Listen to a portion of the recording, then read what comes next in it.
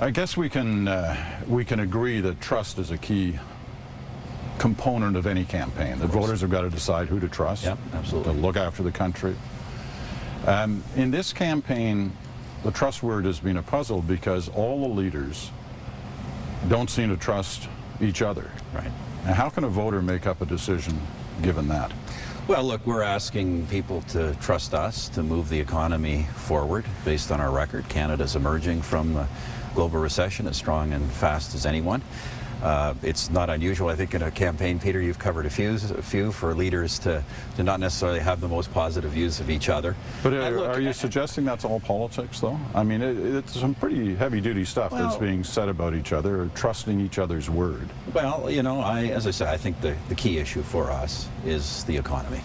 And I think that's what voters are focused on, should be focused on. I think we have the record there, and I think the country needs a strong, stable government to move the economy forward and not get sidetracked into a bunch of other things. Well, one of the things it has got sidetracked into through the campaign, and you've mentioned it everywhere you go, including today in this hockey rink, is the question of what the opposition parties might do if you were in a minority. So let's talk about that for a moment. Why don't you believe them when they say, as they have said this week, Layton to me, Ignatieff to me, that they, A, haven't talked to each other about any post-election scenarios, and B, that if you had the most seats, you would be the Prime Minister? And well, actually, Peter, that's not actually my read of what they've said. I think what they've said is Conservatives win the most seats, they can come in, we'll defeat them, and then we'll get together. I think that's the scenario they're laying out, to be quite frank. You know, with respect, that's not what they said. Well, that's I think where everything they're saying leads. And you know, look, in this campaign, we brought forward a budget. It's the next phase of our economic action plan. It was well received by Canadians. It reflected a broad range of input. We think it's the direction that we need for the country, so we're looking for a mandate.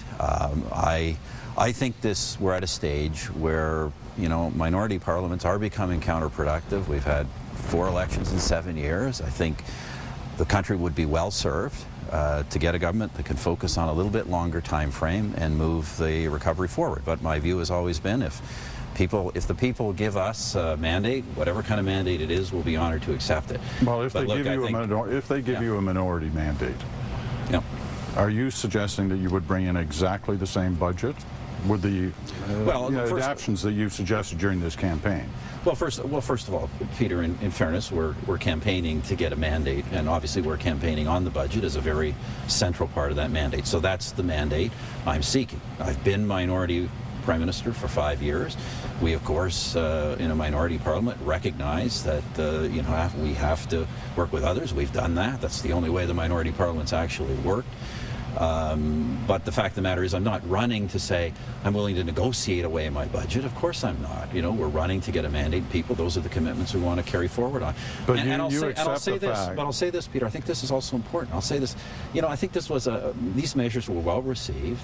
We haven't heard a lot of criticism of the specific measures of the budget, and I think anyone who looks at what happened before the defeat of the government will recognize these parties have made up their mind to defeat the government regardless of the contents of the budget. So I think the first thing we'll try and get Parliament to do is actually focus on this business and actually take these proposals seriously. But it wouldn't have taken much to get that budget through. I mean, the Blocs made it pretty clear that if there'd been HST compensation for Quebec, they would have agreed with that budget. That actually was not what Mr. Duceppe said. Well, he certainly left that impression. Mr. Duceppe did not say that. In fact, he said he wanted to see it, but he said he wanted a bunch of other things. He'd probably defeat the government anyway. Look, these guys were all clear. There was no mystery. There was lots in that budget that, you know, were things that the other parties were talking about, things they could have supported. Canadian Labour Congress told the NDP they should have supported the measures in the budget. I mean, how much more obvious can you get than that? So I think they wanted an election. These 3 guys wanted an election. I don't think the country did. I think they're still trying to explain to the country why we're having an election. So, you know, I hope we'll get a mandate, go back, and start to take these matters seriously. Well, it still becomes if you don't have a mandate, and that's what you keep raising the specter, suggesting that the others would do. Would, you know, not give you confidence in the House, whether it was on the throne speech or the first budget. And I think, Peter, that's the very likely scenario. I think either we'll have a Conservative majority, or there will be a minority parliament where the other guys will have a majority and they will act on that majority. That's what I believe. If they did that, they have the absolute right to do that, do they not? Well, we could have a constitutional theoretical discussion. I think it's important people of Canada understand these are the choices, because I do think most Canadians would still be very surprised if they elected a Conservative minority and found out they had some completely different kind of government. I think that would be a big shock to people.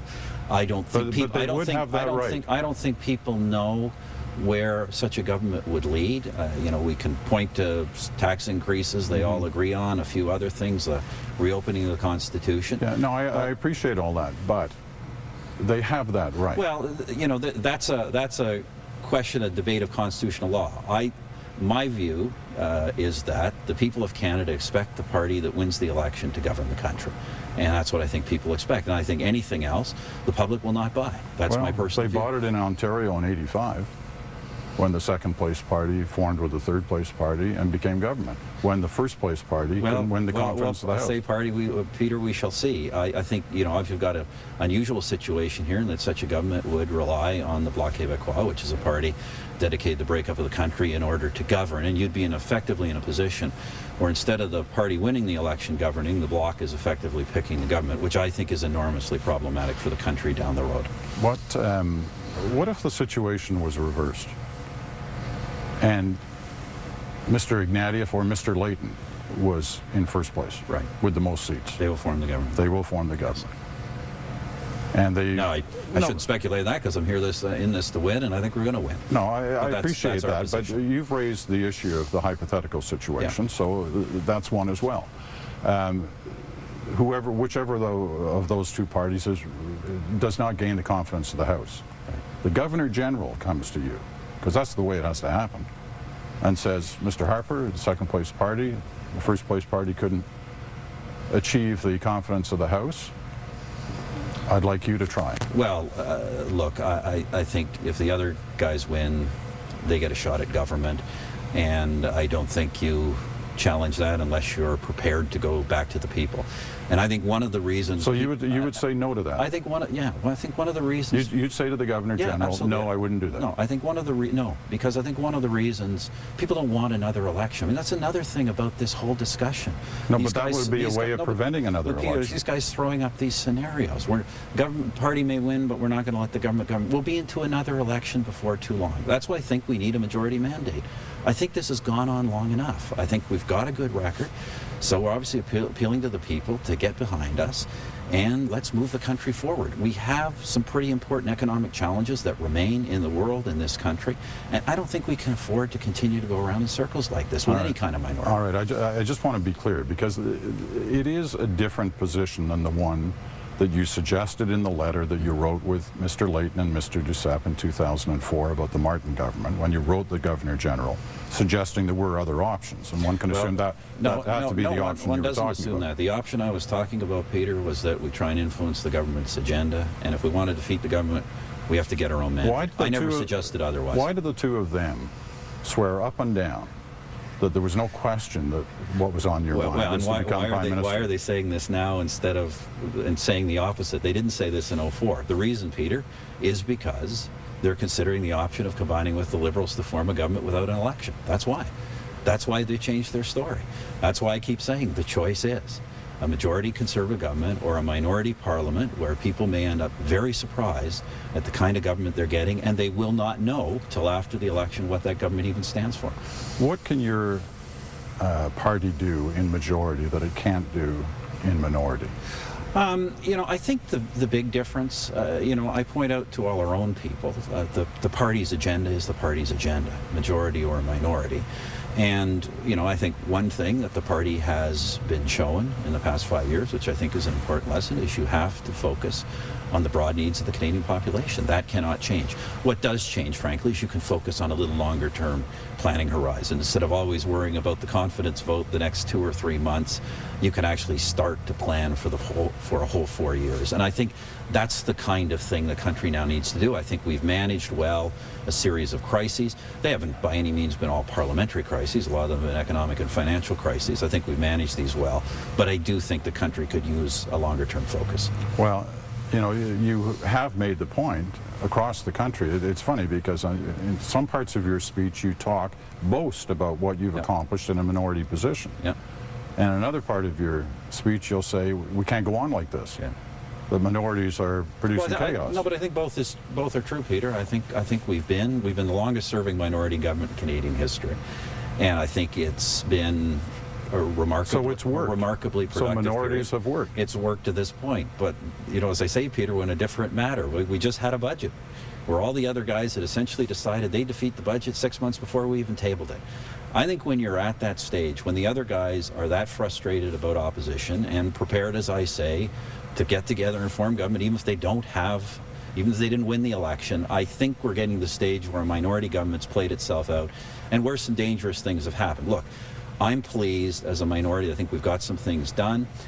I think we've got some things that please the opposition. I also think this government has said no to a bunch of things that would be very bad ideas that a minority government will eventually stumble into if we don't get a longer-term focus. I was talking in the last 24 hours with a couple of people who were involved with the Chrétien-Martin government in the 90s when they were trying to deal with a deficit not dissimilar in size to the one that you're trying to deal with. They made it pretty clear to me that there was no way they could have done what they did in bringing down the deficit and doing the fairly major cuts that they did in a minority situation. Is that part of the reason you need a majority? Well, because you've got to cut, and seriously? No. First of all, I think it is not a similar situation, contrary to what some people said, well, contrary to the preamble of your question. The deficit today is in relative terms half the size that it was back in the 90s. But it's still a problem. But more importantly than that, the debt level is half the size. The problem we had in the 90s, the country had, in fact it had from the 80s on, was the debt levels were so high, the interest payment volume was so high, you had a debt interest spiral. You'd run out of options in terms of dealing with that. We don't want to get to that situation. We can manage this by simply moderating the level of spending growth, keeping it fairly flat for the next 2 or 3 years, and we will be fine.